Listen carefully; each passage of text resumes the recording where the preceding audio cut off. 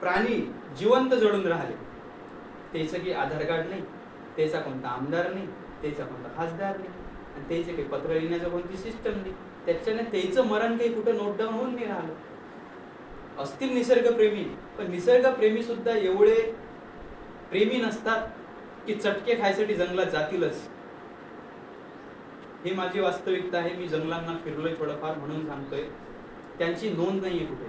आणि हे जे सगळे आपण निसर्गाला वेगवेगळ्या पद्धतीनं खात चाललोय, याचे परिणाम तापमानवाढीच्या रूपात आपल्यासमोर भयानक आलेले आहेत. युद्ध सुरू झालेलं आहे. हे सगळ्याचं स्वतः विरुद्धचं युद्ध आहे. आणि याच्यात आपण आता एवढ्या भयानकरित्या समोर चाललो आहे, त्याची आपल्याला काहीच कल्पना नाही. आपल्याला प्रश्न दोनच, मला पुरा महाराष्ट्र प्रश्न विचारून राहिला, तुम्ही जेवता कुठं आणि तुम्ही झोपता कुठं? जीवनाचे जगण्याचे काही हे दोनच मुख्य प्रश्न आहेत का रे बा?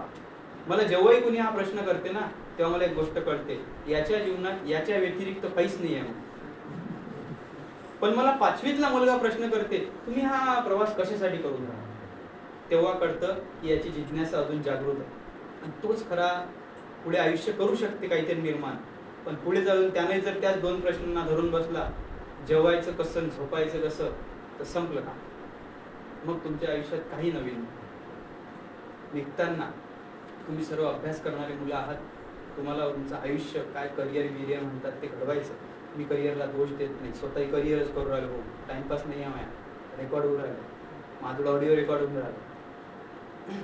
कारण सगळ्या गोष्टी पैशाच्या भरोश्यावर चालतात. तुम्हाला जर पैसा निर्माण करणं शिकले नाहीत ना, तर तुम्हाला काही महत्त्व नाही. मी एक पॉइंट तुम्हाला सांगतोय, आवर्जून मला सांगावं असं वाटतंय. एक 2-3 मिनिट लागतील, चालते? ऐकाल?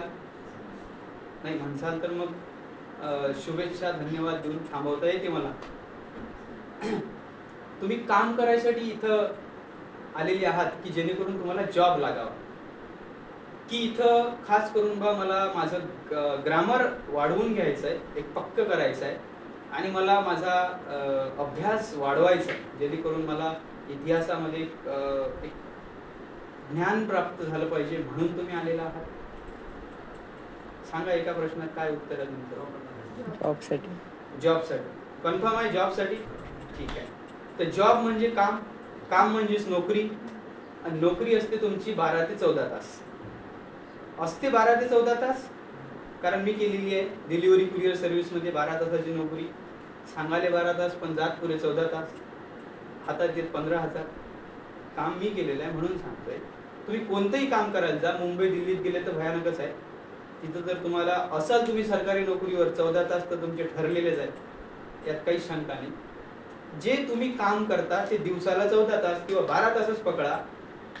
दिवसाला 12 तास जे तुम्ही काम करून राहिले, भविष्यात तुम्ही ज्या नोकरीचे स्वप्न पाहता त्याची वास्तविकता सांगतो.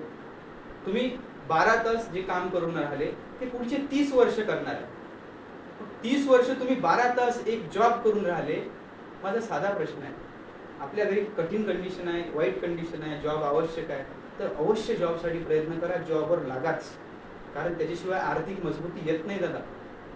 पण एखादा जॉब लागल्यावर आपण त्याच जॉबमध्ये पुढची जर 30 वर्ष काढत असू, तर आपण कुठेतरी विचार करण्यासारखी गोष्ट आहे की मानवी जन्म आपल्या एवढ्यासाठी झाला होता, म्हणजे याच्या पलीकडे काहीच नाही केल्या जाऊ शकत का? हा विचार माझ्या मनात 2022 मध्ये आला, आणि मी तेव्हापासून हा विचार कुरकुर चालू झाली माझी की जे करू राहिलो आपण याच्यात एक पाऊल थोडंसं बाजूला टाकायचा प्रयत्न करू. मी डिलिव्हरी कुरिअर सर्व्हिसमध्ये जॉब करताना ट्युशन क्लासेसला सुरुवात केली, मुलांना शिकवायला. ते माझं पहिलं पाऊल होतं.